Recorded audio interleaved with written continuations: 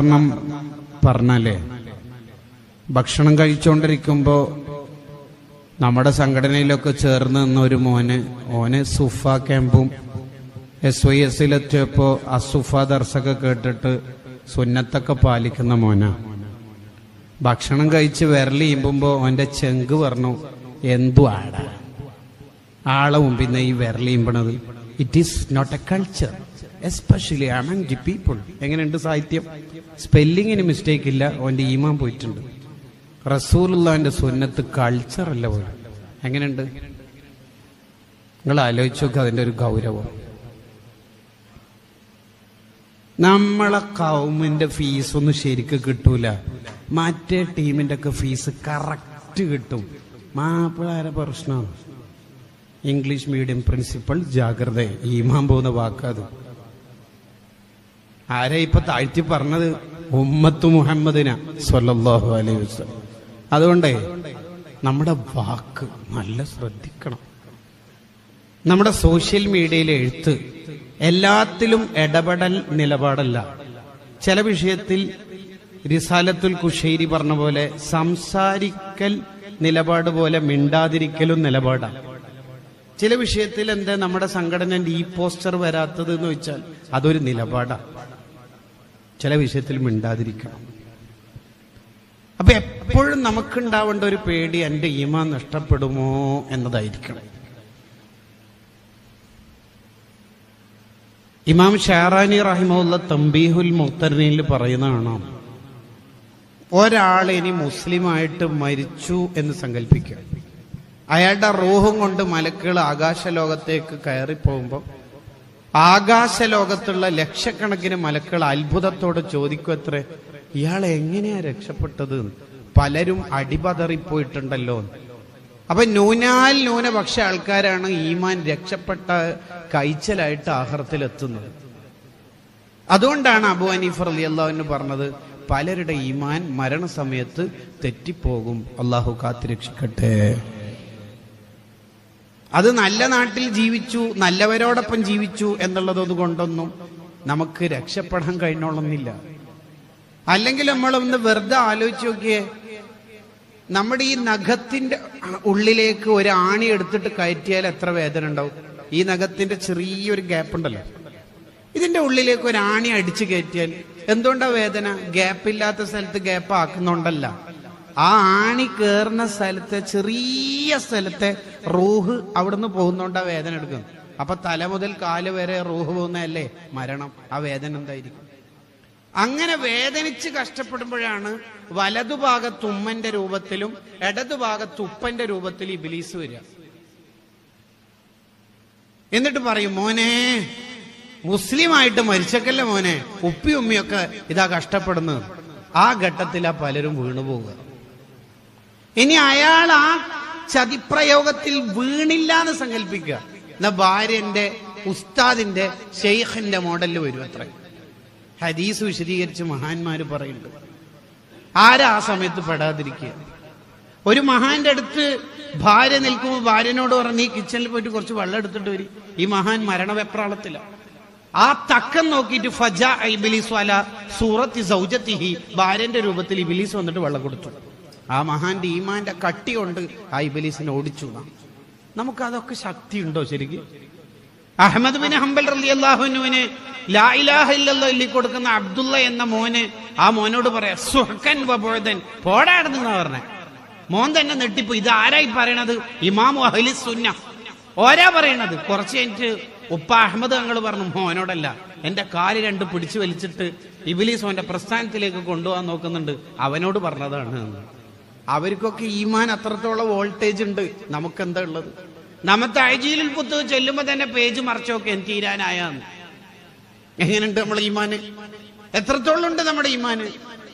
അപ്പൊ അവിടെ നമുക്ക് ഈമാൻ പിടിച്ചു നിൽക്കണമെങ്കിൽ, ഈമാനോടെ മരണപ്പെടണമെങ്കിൽ നമുക്ക് നല്ല ജാഗ്രത ഉണ്ടാവണം. ഒന്നാമതുണ്ടാവേണ്ട ജാഗ്രത, ഈമാൻ നഷ്ടപ്പെടുന്ന ഒന്നും എന്റെ ഭാഗത്തുനിന്ന് ഉണ്ടാവരുത് എന്നുള്ളതാണ്. ഇതിന്റെ അനുഗ്രഹം നമുക്ക് ശരിക്കും മനസ്സിലാവായിട്ടല്ലേ? ലോകത്തെത്ര കോടീശ്വരന്മാര്, ശതകോടീശ്വരന്മാരുണ്ട്. എത്ര ആൾക്കാര് പണക്കാരായിട്ടുണ്ട്. അവർക്കില്ലേ പല്ലും നാവും അണ്ണാക്കും ഉമ്മുനീരൊക്കെ. പക്ഷെ ആ നാവൊന്ന് ഉയർത്തി വെച്ച് അണ്ണാക്കിൽ ടച്ച് ചെയ്ത് അല്ലാഹ് എന്ന് പറയാനുള്ള തൗഫീക്ക് അവർക്ക് കിട്ടിയിട്ടില്ല. അത് നമുക്ക് തന്നത് അള്ളാഹു നിലനിർത്തി തരുമാറാവട്ടെ. അതൊന്നും മരണസമയത്ത് അല്ലാഹ് എന്ന വാക്കും പറഞ്ഞ് നമുക്ക് സ്റ്റോപ്പായി ഈ ലോകത്തുനിന്ന് പോവാൻ പറ്റണം. അതിനെന്താ നമ്മൾ ചെയ്യേണ്ടത്? ഒരാൾ നമ്മളോട് പറഞ്ഞു, നീ കുറച്ച് കടക്കാരനല്ലേ, ഭാര്യന്റെ പ്രസവവും അല്ലെങ്കിൽ വീടെടുത്ത വക, പെങ്ങളെ കെട്ടിച്ച വക, നിനക്ക് ഞാൻ 10 കോടി രൂപ തരാം, നിന്റെ ഈമാൻ ഒന്ന് തരുമോ എന്ന് ചോദിച്ചാൽ നമ്മൾ കൊടുക്കുവോ? ഇതിന്റെ വില ആർക്കറിയാം? ഇതിന്റെ വില. അപ്പൊ ഈ ഈമാൻ നഷ്ടപ്പെടാതിരിക്കാൻ നമ്മളെ ജീവിതത്തിൽ ഉണ്ടാവേണ്ട ഒരു 6 കാര്യങ്ങളെ ജസ്റ്റ് ഒന്ന് എണ്ണിപ്പോവുകയാണ്. ഈ 6ഉം പറഞ്ഞാൽ നിങ്ങൾ തന്നെ പറയൂ, ഇതൊക്കെ ഒന്ന് മുമ്പേ പറഞ്ഞോട് ഉസ്താദേ. ആവേശാക്കണ്ട, ഇന്നു മുതൽ ചെയ്താൽ മതി. 1, എല്ലാ ദിവസവും 10 തവണ ഇഖ്ലാസ് സൂറത്ത് ഓതുന്ന ഒരു ശീലം നമുക്കുണ്ടെങ്കിൽ അയാൾക്ക് ഈമാനോടെ മരണപ്പെടാൻ കഴിയും. അല്ലാഹു തൗഫീഖ് ചെയ്യട്ടെ. നിങ്ങൾക്ക് ആമീൻ പറയാൻ തൗഫീഖ് ചെയ്യട്ടെ.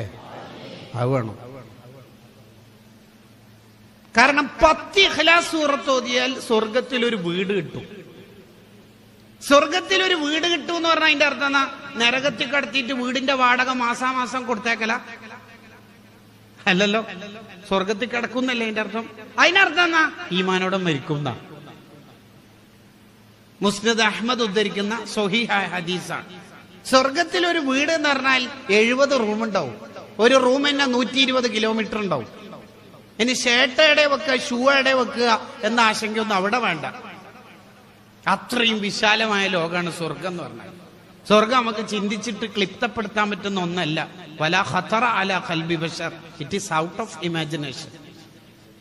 ഇപ്പോ നമ്മുടെ നാട്ടിലെ ഒരു മുഅദ്ദിനായ ഉസ്താദ്, കഷ്ടപ്പെടുന്ന ഉസ്താദാണ്. മുഅദ്ദിനുമാരെ നിന്ദിക്കുക എന്ന് പറയുന്നത് ഖിയാമത്ത് നാളിന്റെ അടയാളാണ്. നമ്മുടെ നാട്ടിൽ മുഅദ്ദിനുമാർക്ക് വില കുറവാണെങ്കിൽ അത് ഭയങ്കര പ്രശ്നമാണ്. അവരെയാ കൂടുതൽ ബഹുമാനിക്കേണ്ടത്. വമൻ അഹ്സനു ഖൗലൻ മിമ്മൻ ദഅ ഇലല്ലാഹ്, ബാങ്ക് കൊടുക്കുന്നവരെക്കാൾ ഉത്തമർ ലോകത്ത് ആരാ ഉള്ളത്? എല്ലാരും മഹ്ശറിൽ തല താഴ്ത്തി പേടിച്ചിരിക്കുമ്പോ അവര് അത്വലുന്നാസി അയനാക്കിന് അഭിമാനത്തോടെ തല ഉയർത്തി നിൽക്കുന്നവരാണ്. മുഅദ്ദിന് നല്ല പേരെല്ലാം ഇടൂ, അസിസ്റ്റന്റ് ഖതീബ്. ഏതാ പേര്? എന്റെ ജോലി മൂത്രപ്പുര കഴുകലു. എങ്ങനെയുണ്ട്? അവരെ നിന്ദിക്കരുത്. ഒരൊറ്റ ബാങ്ക് മതി സ്വർഗത്തേക്ക് പോവാൻ. ഞാനിപ്പോ അതിന്റെ ഒരു ഭാഗത്തേക്കൊന്നും പോകുന്നില്ല. ആ ഉസ്താദ് കല്യാണം കഴിഞ്ഞ ഒരു 5-6 കൊല്ലായി, കുട്ടിയായിട്ടില്ല. ഭയങ്കര വിഷമത്തില മുപ്പര്. അങ്ങനെ ഉസ്താദിന്റെ അടുത്ത് തങ്ങൾ ഉസ്താദിന്റെ വന്ന് വെള്ളമൊക്കെ മന്ത്രിച്ച് ഭാര്യ കുടിച്ച് അങ്ങനെ കുട്ടിയായി. അങ്ങനെ ഇരിക്കുമ്പോ സ്കാനിങ് റിപ്പോർട്ട് വന്നു, കുട്ടിക്ക് എന്തോ ഒരു അപൂർവ അസുഖം. ഇപ്പൊ ചില അസുഖങ്ങൾ കാണുന്നില്ലേ, അങ്ങനെ വന്നിട്ടുണ്ട്. 10 കോടി 8 കോടിയൊക്കെ ആയിട്ട് കുറെ പ്രസവം നടന്ന് കുറെ ചെലവൊക്കെ കഴിച്ച് ലാസ്റ്റ് ആ കുട്ടി 8 മാസം കഴിയുമ്പോ മരണപ്പെട്ടു. ആ ഉസ്താദിന്റെ സങ്കടം എന്തായിരിക്കും? പിന്നെ അടുത്ത തവണ ഭാര്യ ഗർഭിണിയായി, ആ കുട്ടി ഇതേ അസുഖം. ഇങ്ങനെ 8 മക്കൾക്കും ഈ അസുഖം വന്ന് 8 മക്കൾക്കും ചെലവഴിച്ചു, മരണപ്പെട്ടു. ഇപ്പൊ ഭാര്യയും ഈ മുക്കരി ഉസ്താദും. ഭാര്യക്ക് എന്തോ അർബുദം ബാധിച്ചിട്ട് ഒരു മരണപ്പെട്ടു. ഇപ്പൊ ഉസ്താദ് മാത്രം തനിച്ച്. കരയൂല, ഒരാളെ മുമ്പിലും കരയൂല, അള്ളാന്റെ മുമ്പിലല്ലാതെ.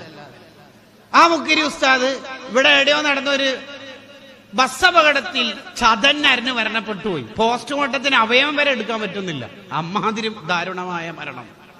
ഇങ്ങനെ ജീവിതത്തിൽ വിഷമങ്ങൾ മാത്രം അനുഭവിച്ച ആ മുഅദ്ദിനെ സ്വർഗത്തിലാണെങ്കിൽ മലക്കുകളൊന്ന് തലമുടി പിരടി തന്നെ മൂർദാവെന്ന് പിടിച്ചിട്ട് 1 സെക്കൻഡ് സ്വർഗത്തിൽ മുക്കും. ഒറ്റ സെക്കൻഡ്. എന്നിട്ട് പുറത്തെടുത്തിട്ട് അള്ളാഹ് ചോദിക്കും, ദുനിയാവെന്ന് എന്തെങ്കിലും വിഷമം ഉണ്ടായിനാ? ഇല്ലല്ലോ. ഒരു വിഷമം ഉണ്ടായില്ല? ഇല്ല. ഇല്ല. 1 സെക്കൻഡ് സ്വർഗത്തിലെ സുഖം കൊണ്ട് ദുനിയാവ് മുഴുവൻ മറന്നു പോകുമെന്ന് നബിയുനാ റസൂലുള്ളാഹി സ്വല്ലല്ലാഹു അലൈഹി വസല്ലം. സ്വർഗത്തിലെ ഫുഡൊന്നും കഴിക്കണ്ട, അങ്ങനെ മൂക്കിൽ അതിന്റെ മണം കിട്ടിയാൽ മതി. എന്തായിരിക്കും അപ്പൊ സ്വർഗം? നിങ്ങൾ ആലോചിച്ച് നോക്കി, എന്തായിരിക്കും സ്വർഗം? സ്വർഗത്തിൽ ഒരു ആപ്പിള് പറിക്കുമ്പോ 2 ആപ്പിൾ അവിടെ ഫിറ്റ് ആയിട്ടുണ്ടാവും. പറിക്കുമ്പോഴേക്ക് സോ മെനി ഫ്രൂട്ട്സ് ദേർ ലാ മഖ്തുഅ വലാ മംനുഅ. അവിടെ പൂഴ്ത്തി വെപ്പില്ല, കഷ്ണം വെക്കലില്ല. തിന്നോണ്ടിരിക്കുമ്പോ അനിയത്തിക്ക് വെച്ചേക്കണെന്ന് ഡയലോഗൊന്നും ഉണ്ടാവില്ല. വിലക്കയറ്റില്ല, സീസൺ അല്ലാത്ത പ്രശ്നമില്ല, കൊക്ക എത്തുന്നില്ല, അങ്ങനെയൊന്നുമില്ല. വദുല്ലിലത്ത് കുത്തൂഫുഹാ തദ്ലീല ഇങ്ങോട്ടേക്ക് വരും. ഇവിടുത്തെ വാഴ കുലയും ഇലയും മുകളിലല്ല ഉണ്ടായാല്, സ്വർഗത്തിലെ വാഴ ഇലയും കുലയും താഴെ മുതലേ തുടങ്ങും. ഒരു വാഴയിൽ തന്നെ നൂറക്കണക്കിന് കുലകൾ, ഒരു കുലയിൽ ആയിരക്കണക്കിന് പഴങ്ങൾ. ഒരു പഴം പറിച്ചിട്ട് ഇങ്ങനെ തോലിരിയുമിന് കടിക്കുമുണ്ടാവും തേനിങ്ങനെ ഉറ്റും. ഇപ്പൊ ഒന്നും ഉച്ചേക്കരുത്, മാസ്ക് ഇട്ടവർക്ക് ജാഗ്രത. നിങ്ങൾ ആലോചിച്ച് നോക്കിയാൽ എന്തായിരിക്കും സ്വർഗം? ഒരു പക്ഷി പറന്നു പോകുമ്പോ ഒരാൾ വിചാരിച്ച് ഇതെങ്ങാനും ഒന്ന് ഫ്രൈ ആയിട്ട് കിട്ടിയില്ലെങ്കിൽ അൽഫാം, ഡ്രൈ ചിക്കൻ വിചാരിക്കുമ്പോഴേക്കുണ്ടാവും fresh bird fry ready here. മൂപ്പര് വിചാരിക്കണ്ടാവും മല്ലിച്ചപ്പ് മുളകല്ല എപ്പാ പുരട്ടിയത്, ഫാസ്റ്റ് ഫുഡിൽ നത്തിങ്. സ്വർഗത്തിൽ എത്തി നോക്കണം, ഇതൊന്നും നമുക്ക് അറിയായിട്ടല്ലേ. ആ സ്വർഗം നമുക്ക് കിട്ടണം. അതിന് 10 ഇഖ്ലാസ് സൂറത്ത് ഡെയിലി ഓതാനാ പറയുന്നത്. 86,400 സെക്കൻഡ് ഡെയിലി ഉണ്ടായിട്ട് ഒരു 10 ഇഖ്ലാസ് പോലും നമുക്ക് ഓതാൻ കഴിയില്ലെങ്കിൽ നമുക്ക് തന്നെ തോന്നില്ല ചങ്ങനെ നരകത്തിൽ കിട്ടണോ ഇല്ലേ? നമുക്ക് തന്നെ തോന്നില്ലേ? ഡെയിലി 24 മണിക്കൂറുണ്ട്, അതിലൊരു 3 മിനിറ്റേ വേണ്ടു 10 ഇഖ്ലാസ് ഓതാൻ. അത് നമുക്ക് കഴിയില്ല എന്ന് പറഞ്ഞാൽ ഓതോ നിങ്ങള്? വോൾട്ടേജ് ഇല്ലാത്ത ഇൻഷാ അല്ലാഹ് ഓതോ? അതാ വേണ്ട. അതിനാ നമ്മൾ ഈ മജ്ലിസ്. അല്ലാഹു തൗഫീഖ് ചെയ്യട്ടെ. എപ്പം മുതൽ ഓതല്? നാളെ മുതലല്ല, ഇന്ന് മുതൽ. Tomorrow success today's begin. നാളത്തെ വിജി ഇന്നാ തുടങ്ങേണ്ടത്. അതിന് ഇന്ന് തുടങ്ങണം. പരീക്ഷ ആളിൽ പോയിട്ടല്ല പഠിക്കേണ്ടത്, ഇപ്പോഴേ പഠിച്ച് തുടങ്ങണം. 10 ഇഖ്ലാസ് ഓതുവല്ലേ? രണ്ടാമത്തത്, ഡെയിലി ഈമാനോടെ മരിക്കാനുള്ള വഴിയാ പറയുന്നത്. ഡെയിലി 10 മുഅ്മിനീങ്ങളോട് സലാം പറയാം. എന്താ ചെലവ്? ഇപ്പൊ സലാം തമ്മിൽ പറയലൊന്നും സുന്നത്തില്ല, ഇവിടെ ഷാദുലി റാത്തീബൊന്നുമില്ല.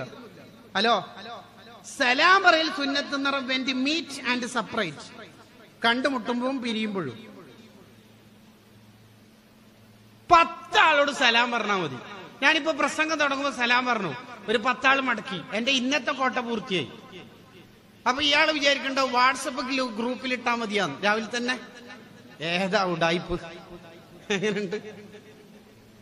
10 സലാം പറയാൻ ഇപ്പൊ എന്താ പണി? ഇനി ഒരു മഗ്‌രിബ് ആകുമ്പോഴേക്ക് 10 ആയി.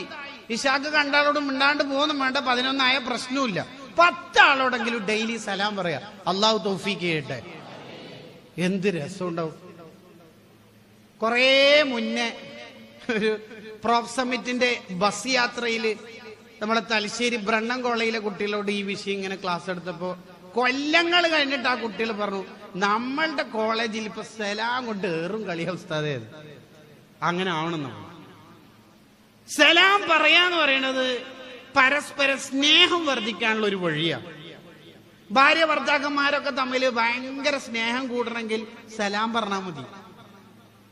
ഇന്ന് നിങ്ങള് തഅജീൽ ഫുതൂഹ് മജ്ലിസ് കഴിഞ്ഞിട്ട് വീട്ടിലേക്ക് പോകുമ്പോ ഭാര്യന്റെ കൈയും പിടിച്ച് സലാം പറഞ്ഞോക്കെ, ഓരെന്നെ പറയൂ തലക്ക് തേങ്ങാറ്റം വീണ, എന്തൊരു പുതുമ. അത് പറഞ്ഞാ മതി, നല്ല മജ്ലിസിൽ പങ്കെടുത്താൽ നല്ലത് കിട്ടുന്നു, നീയും വരീന്ന് പറഞ്ഞിട്ട് അടുത്ത പ്രാവശ്യം അവരെയും കൂട്ടിട്ട് അതാവും. എന്ത് ബറക്കത്തുണ്ട് നമ്മളെ ജീവിതത്തിൽ. കുട്ടികളൊക്കെ ഇനി ബിസ്മിയില്ല സലാമില്ലാണ്ട് വീട്ടിൽ കയറുമ്പോ ഓരോടോ ഇങ്ങനെ ബ്ലോക്ക് ചെയ്യിപ്പിച്ചിട്ട് സലാം പറഞ്ഞായി ഇല്ലല്ലോ. സലാമിന് വലിയ പ്രാധാന്യത്തോടെ കാണണം. സ്വഹാബത്ത് സലാം പറയാൻ ഒരാളെ കിട്ടാൻ വേണ്ടി മാത്രം വീട്ടിൽ നിന്ന് ഇറങ്ങിപ്പോകാറുണ്ട്. ഒരാളെ കിട്ടണ്ടേ? സലാമില് സെൽഫി ഇല്ലല്ലോ, അത് കിട്ടാൻ വേണ്ടി മാത്രം ഇറങ്ങിപ്പോവും. പിന്നെ പുതിയ ഒരാളെ കണ്ട് സലാം പറഞ്ഞിട്ട് ഒരു കയറി വരും. 2 മുഅ്മിനീങ്ങൾ തമ്മിൽ കണ്ടുമുട്ടി സലാം പറഞ്ഞിട്ടില്ലെങ്കിൽ മലക്കുകൾ അത്ഭുതത്തോടെ ചോദിക്കും അത്രേ, എന്തു മനുഷ്യന്മാരോട് ഇത്, ഇവരെന്തടി സലാം പറയാത്തത്? അതുകൊണ്ട് സലാം പറയണം.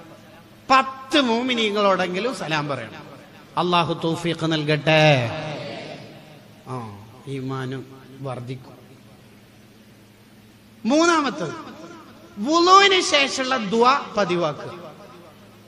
അശ്ഹദു അല്ലാ ഇലാഹ ഇല്ലല്ലാഹ് എന്നുള്ള വഅശ്ഹദു അന്ന മുഹമ്മദർ റസൂലുള്ളാഹ് അല്ലാഹുമ്മ ജഅൽനി മിനത് തവ്വാബീന, ആ ദുആ പതിവാക്കുക.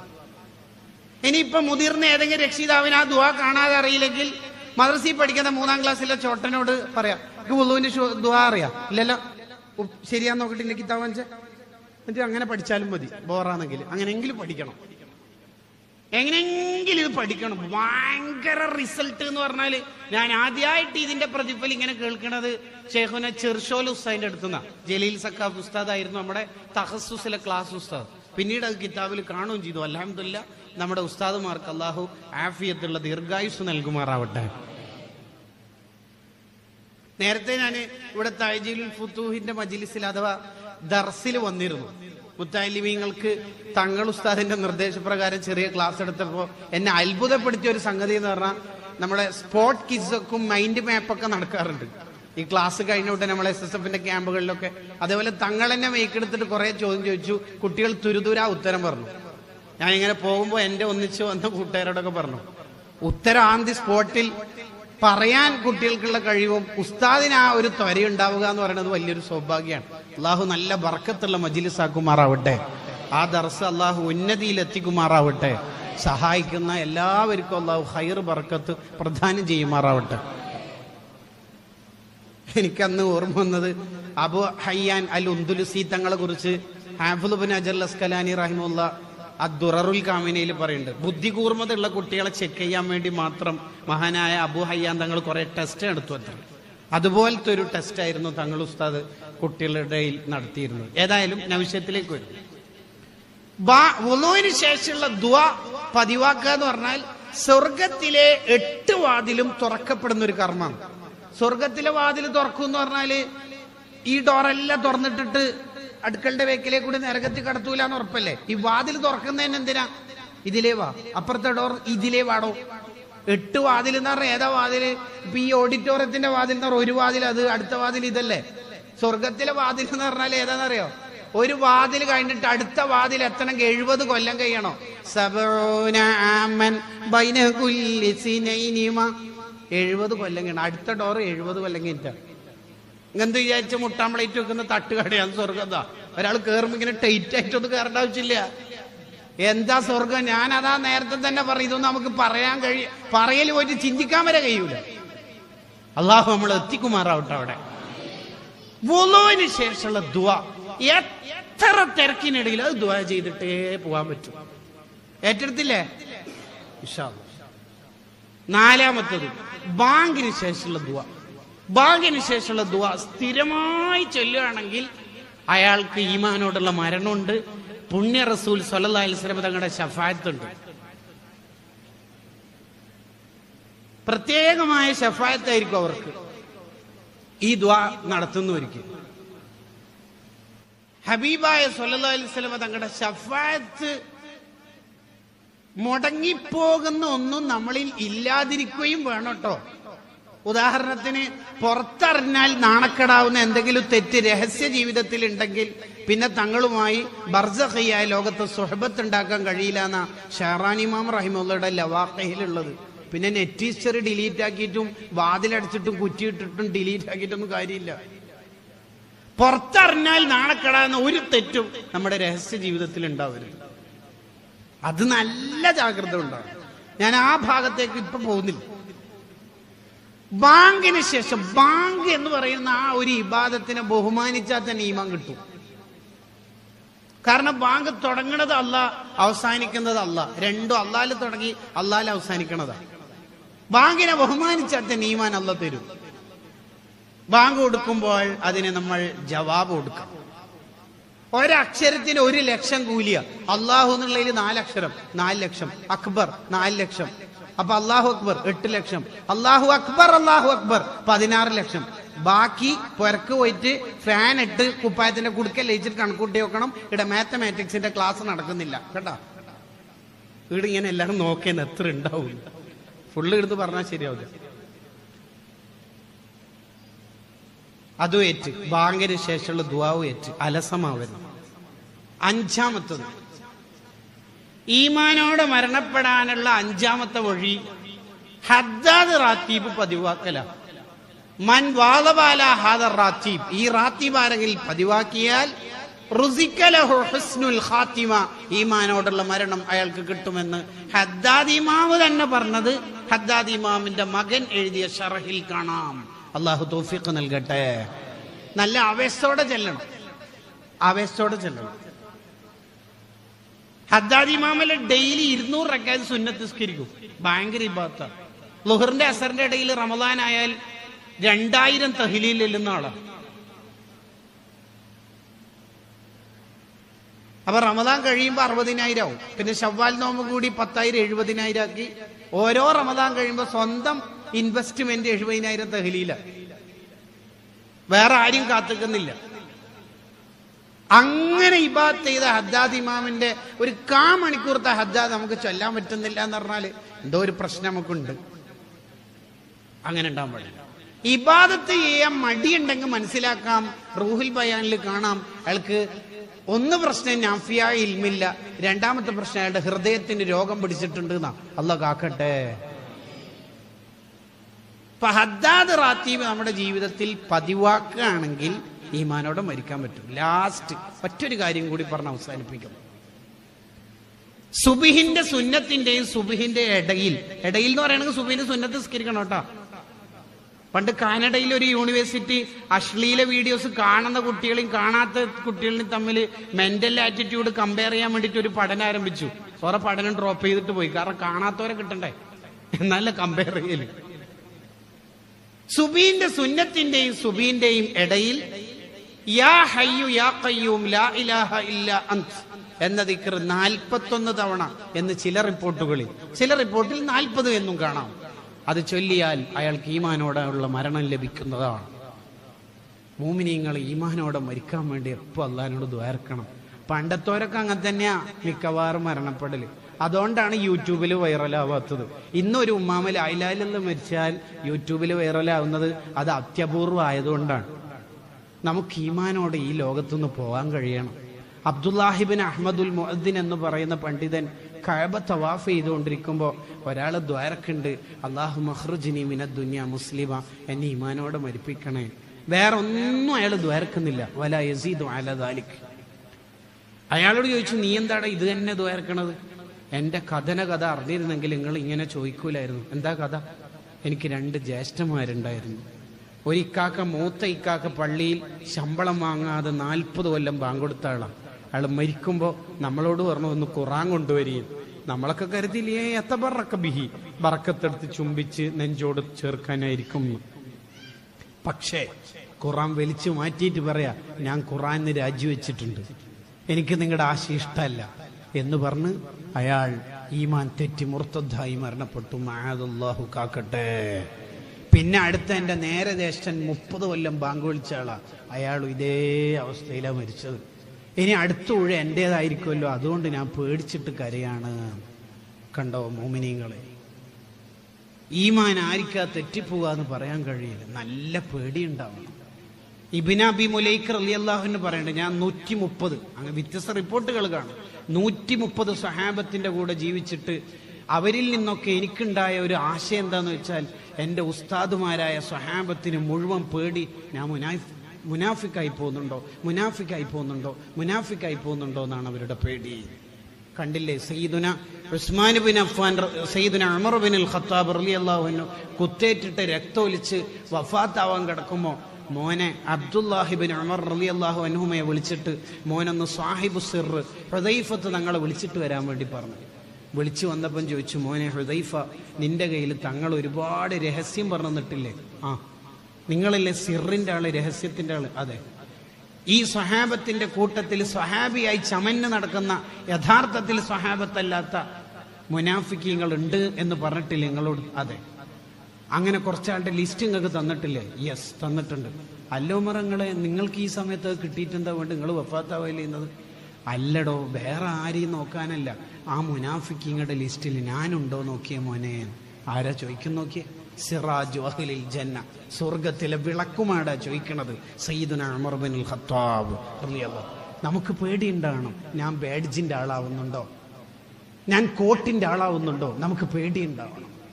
സാന്ത്വനത്തിന്റെ കോട്ട് കിട്ടിയില്ലെങ്കിൽ പ്രളയ ദുരന്തത്തിൽ ഞാൻ ഇടപെടൂല, വൃത്തിയാക്കൂല എന്ന് പറയുന്നതിൽ ഒരു സുഖക്കുറവില്ലേ നമുക്ക്? അങ്ങനല്ല, നമ്മളെല്ലാം അള്ളാഹ്ക്ക് വേണ്ടി ചെയ്യണം, വേറൊന്നിനും വേണ്ടിയല്ല, ഫോട്ടോക്ക് വേണ്ടിയല്ല. നമ്മൾ എപ്പോഴും നമുക്ക് പേടിയുണ്ടാവണം. ഞാൻ മുനാഫിക്കായി പോകുന്നുണ്ടോ? ആ പേടി നമുക്കുണ്ടാണ്. ആ പേടിയാണ് ഒരാൾക്കുണ്ടാവേണ്ടതെന്ന് ഉസ്മാൻ ബിൻ അഫ്ഫാൻ റളിയല്ലാഹു അൻഹു പറയുന്നു. അള്ളാഹു നമ്മളെ യഥാർത്ഥ മുഅ്മിനീങ്ങളിൽ, മുത്തഖീങ്ങളിൽ, മുഖ്ലിസീങ്ങളിൽ, മുവഫിഖീങ്ങളിൽ അള്ളാഹു ഉൾപ്പെടുത്തി തെരുമാറാവട്ടെ. വാക്കുകൾക്ക് വിട. വാഖിറു ദഅവാന